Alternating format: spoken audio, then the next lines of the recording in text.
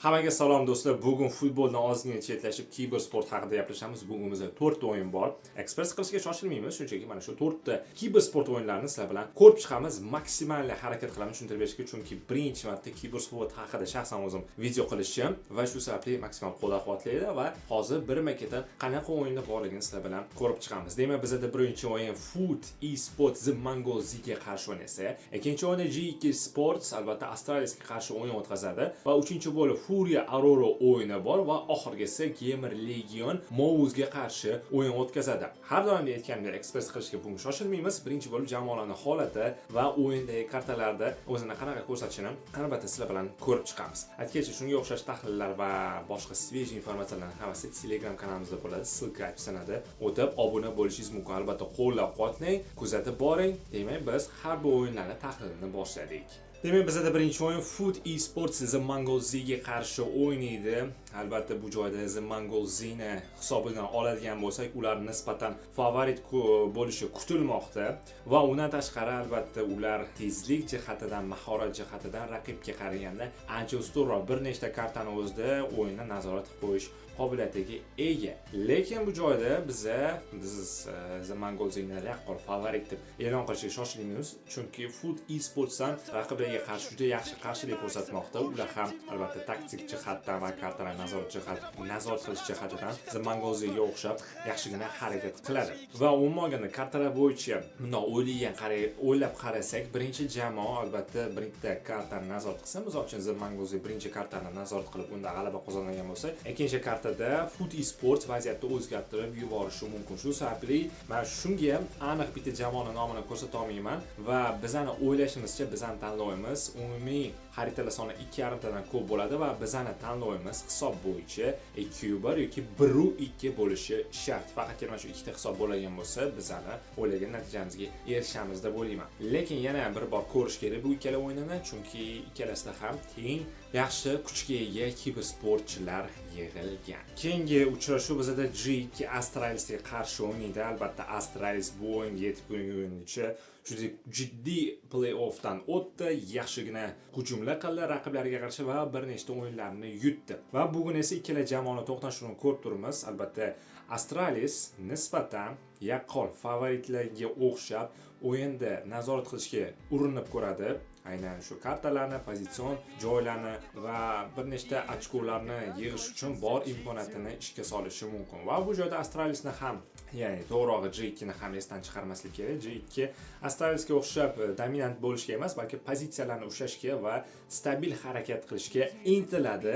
Va umuman olganda BO2 kartalari bo'yicha bir o'ylagan bo'lsak, meni o'ylashimcha bu o'yinda ham bitta kartani misol uchun G2 nazorat qiladigan bo'lsa, u G2 bitta karta yutsa, ikkinchi kartada albatta Astralis ham g'alaba qilib javob qaytarishi mumkin. Va bizani o'ylashimizcha albatta uchinchi karta ham bo'ladi, ya'ni javob qaytarish uchun asosiy bahsni hal qilish uchun va bunda ham bizani umumiy tanlovimiz 2,5 tadan ko'p xarita bo'ladi. Yana hali berib ekspres yig'maymiz. O'yin yakunida, to'g'ri mana shu video yakunida birma-ketin ekspreslarni yig'sak bo'ladi. Bu bizani o'ylashimizcha qisqa zonda aytganda mana shunaqa o'yin bo'lishi mumkin. Ikkala jamoa o'rtasida bittasi yaqqol ustunlikka harakat qilsa, misol uchun Astralis jamoasi bu joyda G2 ko'proq pozitsion hujumlarni qilishga intiladi, pozitsiyalarni ushlashga harakat qiladi, stabil natijani qilish uchun. Keyingi o'yinlardan biri Furia Auroraga qarshi o'ynaydi. Albatta bu o'yinda Furia yaqqol ustun desak bo'ladi. Jamoa juda keskin hujumlar qilib qo'yadi, ba'zida pozitsiyalarni juda yaxshi himoya qilgan holatda o'zini ritmini topadigan bo'lsa, keyingi ketma-ket raundlarni ham, ya'ni ketma-ket kartalarni ham yutishi imkoniyatiga ega. Va bu joyda Aurorani ham esdan chiqarmaslik kerak. Ularga pas baho berishimiz shart emas, lekin bizning tanlovimiz Furia nisbatan ustun bo'ladi Auroraga qaraganda va bu o'yin Furia g'alabasi kutilmoqda. Bizani o'ylashimizcha, bizning tanlovimiz bo'yicha. Ya'ni hisob 2-0 bo'lishi shart emas, 2-1 bo'ladigan bo'lsa ham aynan mana shu narsa bizga yetadi. Va mana shu o'yinni biz ekspres yig'ish uchun albatta eslab qolamiz va videoni oxirigacha ko'ringlar. Hammasini bir yarashib yana qayta tahlil qilamiz.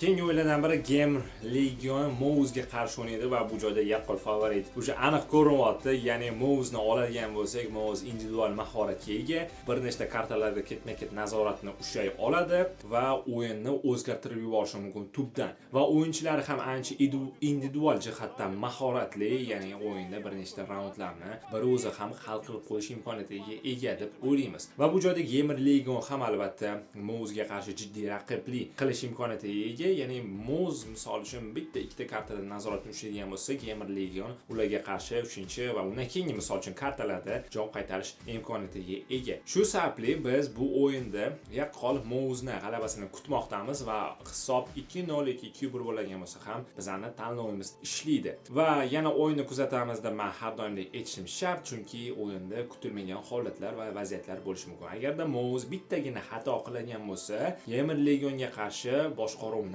yo'qotishi mumkin bo'ladi. Yana o'yinni kuzatamiz, shundan keyin bir yana sizlar bilan tahlil qilamiz. Put Esports Zamangozga qarshi o'ynash kerak edi va bu o'yinda bizning tanlovimiz 2,5 dan ko'p xarita bo'lishi kutilmoqda. Ya'ni jamoalarning kuchlari teng. Ikkinchi o'yinda G2 Sports albatta Astralisga qarshi o'ynasa, bu o'yinda ham 2,5 dan ko'p xarita bo'lishi kutilmoqda. Bunda ham jamoalarning bir-biriga kuchi teng deb baholadik.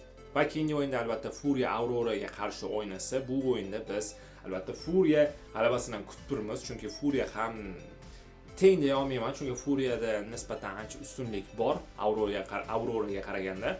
Va keyingi o'yinda albatta Gamer Legion bizda Mouzga qarshi o'ynasa, Mouz yaqqol g'alaba qilishi kutilmoqda va mana shu oxirgi ikkita o'yinni, ya'ni Furia va Mouzni biz ekspert sifatida mana shu mumkin. Shu sababli o'yinlarni kuzatinglar, yana bir bor ko'ramiz. Biz esa mana shu o'yinlarning hammasini jamoalarning hozirgi individual mahorati va tarkibiga qarab tahlil qilishga harakat qildik. O'ylaymanki, yoqdi.